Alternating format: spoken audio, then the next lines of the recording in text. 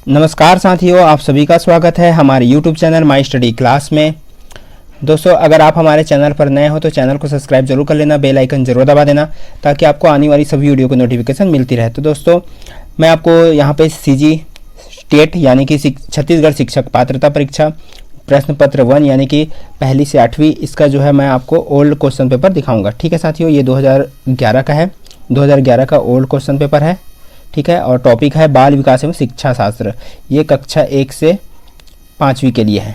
ठीक है साथियों, कक्षा 1 से 5वीं के लिए।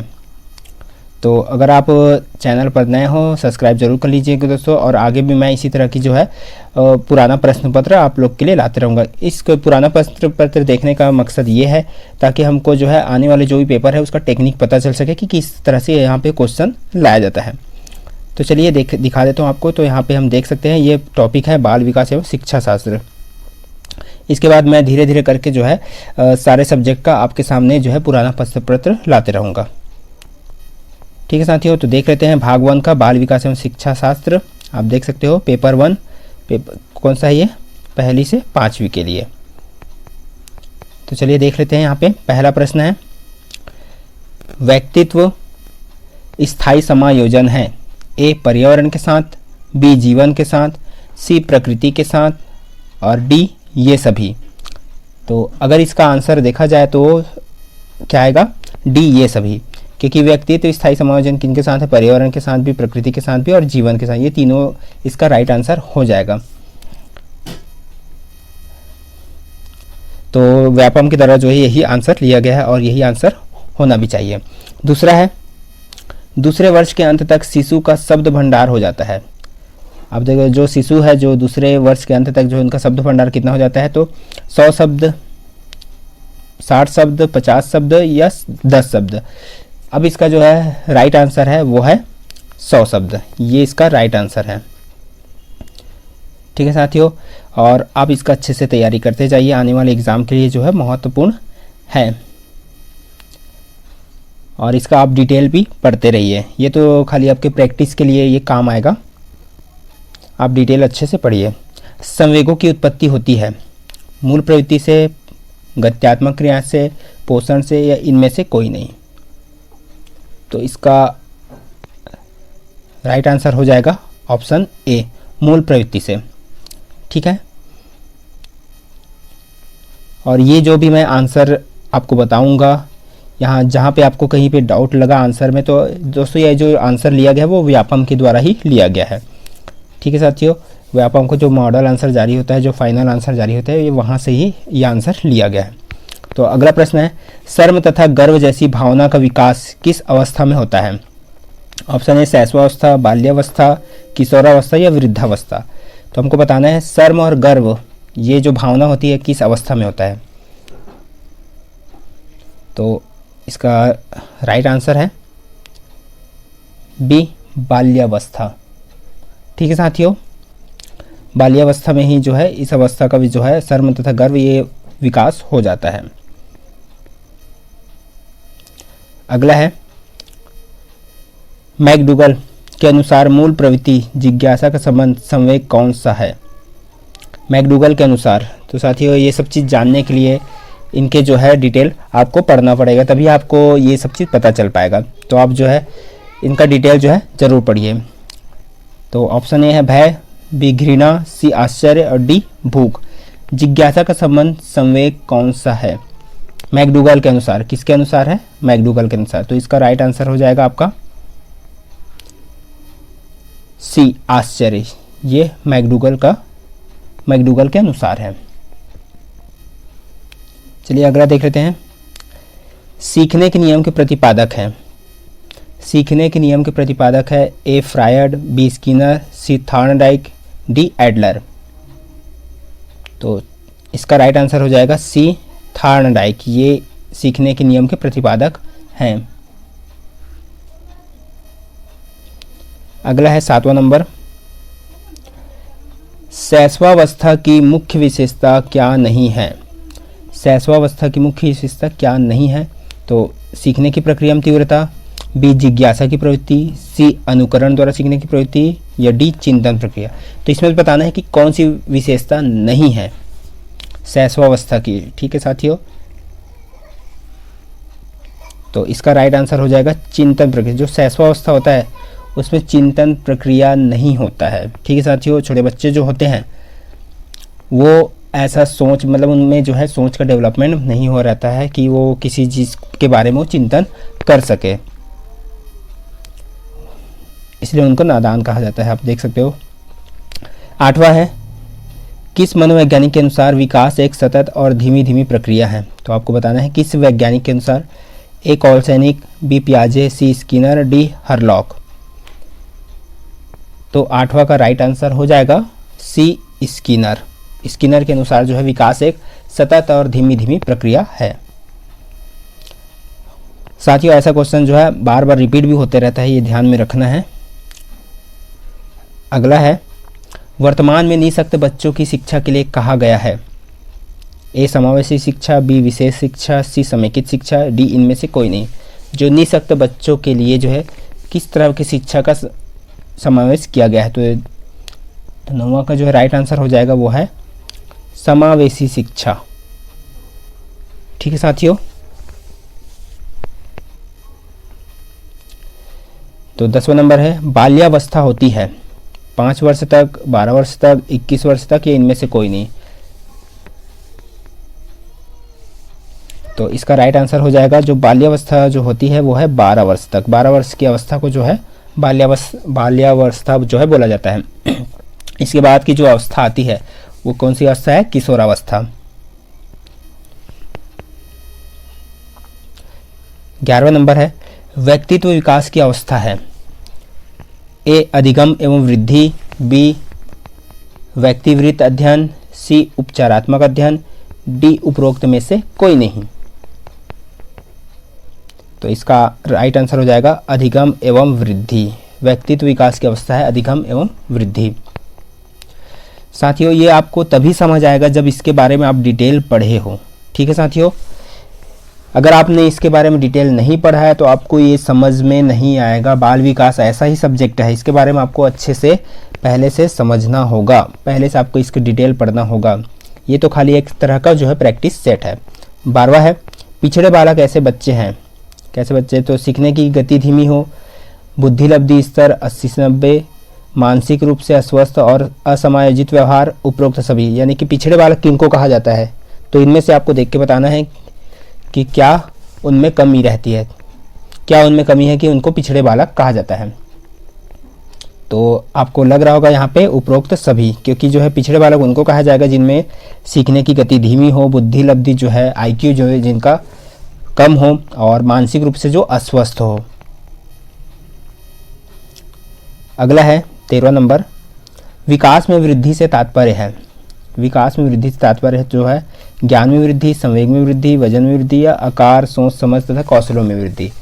तो आपके हिसाब से ये आंसर क्या होना चाहिए? आप खुद ही दिमाग लगा सकते हो इसमें। ठीक है साथियों, 13वां नंबर क्या होना चाहिए? डी नंबर, आकार, सोच समझ तथा कौशलों में वृद्धि। इसी से पता चल जाएगा कि उसमें जो है विकास हो रहा है। आकार में भी विकास, सोच समझ में विकास, और उनके जो है स्किल है उसमें भी विकास हो रहा है, यानी कि विकास में वृद्धि है। अगला है, परिपक्वता का संबंध है विकास से, बुद्धि से, सृजनात्मक से, या रुचि से। परिपक्व हो गए बोलते हैं ना, तो वो किससे संबंधित है? परिपक्वता तो वो है ए विकास।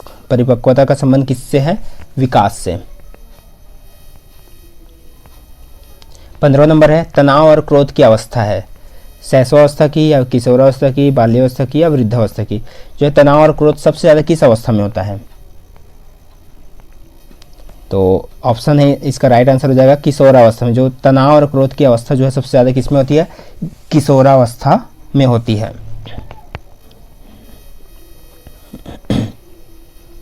16 नंबर है, बच्चों की रुचि बनाए रखने के लिए आप कौन सी विधि का चयन करेंगे? ठीक है साथियों, अब इसमें देख सकते हैं, बच्चों को पढ़कर आने को कहेंगे और प्रश्न पूछेंगे, स्वयं गतिविधि करेंगे तथा बच्चों को बताएंगे। आप गतिविधि में बच्चों को शामिल करेंगे या बच्चों को स्वयं गतिविधि करने के लिए देंगे।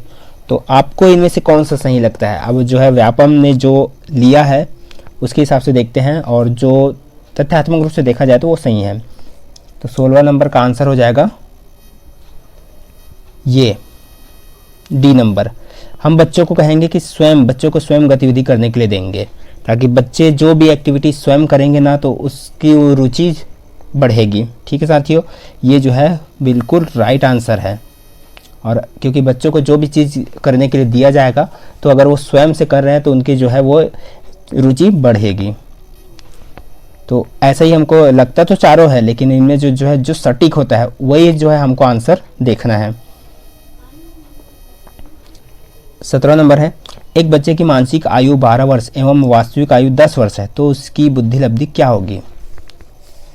ठीक है साथियों, यहाँ पे बोला गया उसकी मानसिक आयु 12 है और उसकी वास्तविक आयु 10 है। तो यहाँ पे देख सकते हो कि उसकी वास्तविक आयु तो 10 है लेकिन उनकी मानसिक आयु जो 12 यानी कि एडवांस आप देख सकते हो। तो ऐसे बच्चे की बुद्धि लब्धि क्या होगी, 110, 100, 120 या डी 83। तो उसकी जो बुद्धि लब्धि क्या होगी, 120 यानी कि ज़्यादा होगी। उसका आईक्यू जो है बहुत ज़्यादा होगा। बुद्धि लब्धि मतलब क्या होता है, आईक्यू, इसी को तो आईक्यू बोला जाता है, यानी कि वो इंटेलिजेंट है। क्या है वो, इंटेलिजेंट है। आप देख सकते हो मानसिक आयु उसका जो है यानी कि 10 साल की उम्र में वो क्या सोच रहा है, 12 वर्ष के हिसाब से वो काम कर रहा है। तो यानी कि उसकी आईक्यू जो है बहुत ज़्यादा तेज है, यानी कि वो ज़्यादा होगा। आप देख सकते हो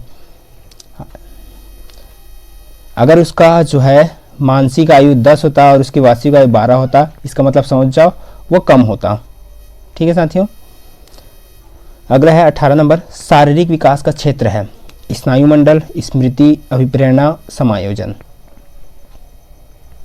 तो इस शारीरिक विकास का जो क्षेत्र है वो है स्नायुमंडल है। 19वां नंबर है, मूल्यांकन किया जाना चाहिए। मूल्यांकन से बच्चे पढ़ेंगे, पता लगता है कि बच्चों की उपलब्धि का, बच्चों के सीखने के स्तर का ज्ञान होता है या शिक्षकों की उपलब्धि का पता चलता है। तो मूल्यांकन क्यों करना चाहिए, तो इन चारों में से आपको बताना है, देखना है। आप भी दिमाग लगाइए कि क्या हो सकता है। ठीक है साथियों, आप जितना ज़्यादा सटीक आंसर देने की कोशिश करेंगे उतना आपके लिए बहुत बेहतर ही होगा। तो इससे पता क्या चलता है, सी नंबर इसका सटीक आंसर होगा। इससे हमको बच्चों के सीखने के स्तर का ज्ञान होता है। जब हम मूल्यांकन करेंगे तो हमको पता चल जाता है ना कि बच्चे किस स्तर पर सीख रहे करके, उनका स्तर पता चल जाता है। 20वां नंबर है, शरीर के आकार में वृद्धि होती है क्योंकि शारीरिक और गत्यात्मक विकास, संवेगात्मक विकास, संज्ञानात्मक विकास या नैतिक विकास। कौन सा विकास है अगर शरीर के आकार में वृद्धि हो रही तो इसका राइट आंसर हो जाएगा ए नंबर। यहीं से पता चल रहा है कि शारीरिक और गत्यात्मक विकास, क्योंकि शरीर के आकार में विकार हो रहा है, शरीर के आकार में जो है विकास हो रहा है या वृद्धि हो रहा है, तो ये शारीरिक विकास होगा। ठीक है साथियों,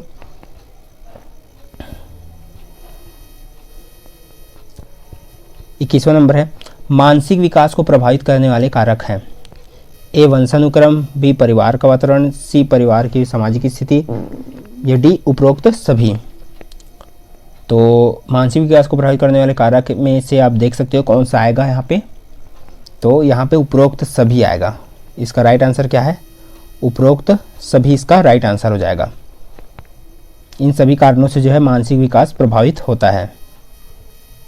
22वां नंबर है, किस मनोवैज्ञानिक के अनुसार सीखने का मतलब ज्ञान निर्माण करना है। ये आप देख सकते हो, सीखने का मतलब ज्ञान निर्माण करना है। ऐसी चीज़ों को आपको अच्छे से याद रखना है दोस्तों। ये जो है क्वेश्चन आता ही है और ये बार बार रिपीट होता है ऐसे क्वेश्चन, क्योंकि ये जो है चेंज तो हो नहीं सकता। तो आपको पता करना है कि कौन से, स्किनर, पियाजे, थॉर्नडाइक या लेव वाइगोस्की। तो इसका जो है राइट आंसर देख सकते हैं हम, पियाजे का है, ये इसका राइट आंसर है। ठीक है साथियों, सीखने का मतलब ज्ञान निर्माण, ये पियाजे के अनुसार है। 23वां नंबर, पियाजे के संज्ञानात्मक विकास के सिद्धांत के अनुसार संवेदी क्रियात्मक अवस्था होती है। तो अगर आप ये पढ़े होगे तो आपको पता होगा, नहीं पढ़े हो तो चलिए मैं आपको बता देता हूँ। यहाँ पे जन्म से 2 वर्ष तक या 2 से 7 वर्ष तक या सी 7 से 11 या डी 11 से 16 वर्ष। तो पियाजे के संज्ञानात्मक विकास सिद्धांत में जो है संवेदी क्रियात्मक अवस्था कौन सा है, ए नंबर। कौन सा है, जन्म से 2 वर्ष तक जो है ये संवेदी क्रियात्मक अवस्था कहलाती है। चलिए अगला देख लेते हैं। RTE एक्ट 2009 के अनुसार प्राथमिक विद्यालय में शिक्षकों को प्रति सप्ताह में कुल कितने घंटे की योजना बनाकर कार्य करना है। ए 30 घंटे, बी 45 घंटा, सी 42 घंटा या डी 50 घंटा। तो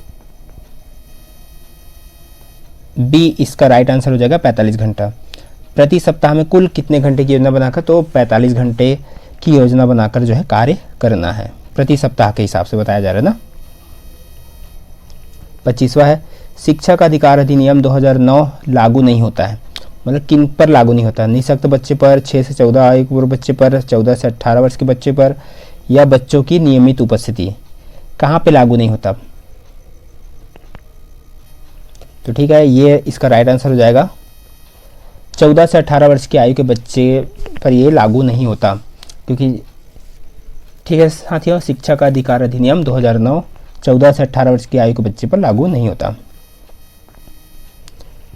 26वां है, यदि आपकी कक्षा का बच्चा सी को डी तथा डी को सी लिखे या पढ़े तो वह कौन से रोग से पीड़ित है?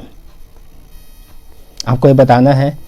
अगर वो सी को डी पढ़ता है और डी को सी पढ़ता है तो कौन से? ए मलेरिया, बी डिसलेक्सिया, सी फाइलेरिया, डी टाइफाइड। तो कौन से रोग से वो ग्रसित है? तो इसका राइट आंसर हो जाएगा डिसलेक्सिया, यानी कि जिनमें पढ़ने जो किसी चीज़ को गलत पढ़ रहा है, यानी कि वो डिसलेक्सिया बीमारी का शिकार है। ठीक है साथियों, आपको ये याद रखना है, ये पढ़ने से संबंधित बीमारी है जो गलत पढ़ रहा है। तो इस रोग से संबंधित भी मैं अलग से वीडियो बनाऊंगा, जिसमें जो है अलग अलग टाइप के जो रोग है और वो रोग जो है किससे संबंधित है। ठीक है साथियों, हमारे चैनल को सब्सक्राइब जरूर कर लेना और पसंद आया तो लाइक ज़रूर करना साथियों। 27वां है, अधिगम का व्यवहारिक सिद्धांत निम्न है। संबद्ध प्रतिक्रिया का सिद्धांत, स्किनर का क्रिया प्रसूत अधिगम का सिद्धांत, सी प्रबलन सिद्धांत या डी उपरोक्त सभी। तो 27 का जो है राइट आंसर हो जाएगा उपरोक्त सभी। ठीक है साथियों। 28वां है, इनमें से कौन पाठ्यचर्या NCF 2005 का मार्गदर्शी सिद्धांत नहीं है? ज्ञान को स्कूल के बाहरी जीवन से जोड़ना, पढ़ाई को रटन प्रणाली से मुक्त कराना, अंग्रेजी भाषा में शिक्षा देना, बच्चों को चहुमुखी विकास के अवसर उपलब्ध कराना। इनमें से कौन पाठ्यचर्या NCF 2005 का मार्गदर्शी सिद्धांत नहीं है? तो इसके लिए जो है इसका डिटेल पढ़ना बहुत ज़्यादा ज़रूरी है, लेकिन मैं यहाँ पे आंसर आपको बताऊँगा। तो इसका राइट आंसर है सी, ये नहीं है। अंग्रेजी भाषा में शिक्षा देना ये मार्गदर्शी सिद्धांत का जो है हिस्सा नहीं है। 29वां है, सीखने की प्रोजेक्ट विधि किस अवस्था के लिए उपयोगी है? ए बाल्यावस्था, बी पूर्व बाल्यावस्था, सी किशोरावस्था या डी ये सभी। जो है सीखने की प्रोजेक्ट विधि तो किस उपयोग की? ये सभी के लिए है, तीनों के लिए है। तो इसका ये राइट आंसर हो जाएगा। जो देख लेते हैं आज का जो है अगला और आखिरी प्रश्न। राष्ट्रीय पाठ्यचर्या की रूपरेखा 2005 दस्तावेज में भाषा के लिए निहित है। एक भाषा, द्विभाषा, तीन भाषा या बहुभाषा। तो भाषा के लिए क्या निहित है? तो इसका राइट आंसर है बहुभाषा, ये वाला डी आंसर इसका राइट आंसर। डी इसका राइट आंसर हो जाएगा, बहुभाषा है राइट, यानी कि अलग अलग भाषाओं में जो है बच्चों को पढ़ाया जाएगा। तो दोस्तों ये था आज का जो है 30 महत्वपूर्ण बाल विकास के पुराने प्रश्न पत्र का जो है आपको मैं दिखा दिया यहाँ पे। तो आगे भी इसी तरह मैं आपके लिए जो है पुराना प्रश्न पत्र का जितना भी है, चाहे सभी सब्जेक्ट से हो, पर्यावरण हो, हिंदी हो, अंग्रेजी हो, मैं आपके लिए ये सब चीज़ लाते रहूँगा। आप हमारे चैनल को सब्सक्राइब जरूर कर लिए रहना, बेल आइकन जरूर दबा देना ताकि आपको नोटिफिकेशन मिलती रहे। तो मिलते हैं इसी तरह अगले वीडियो के साथ।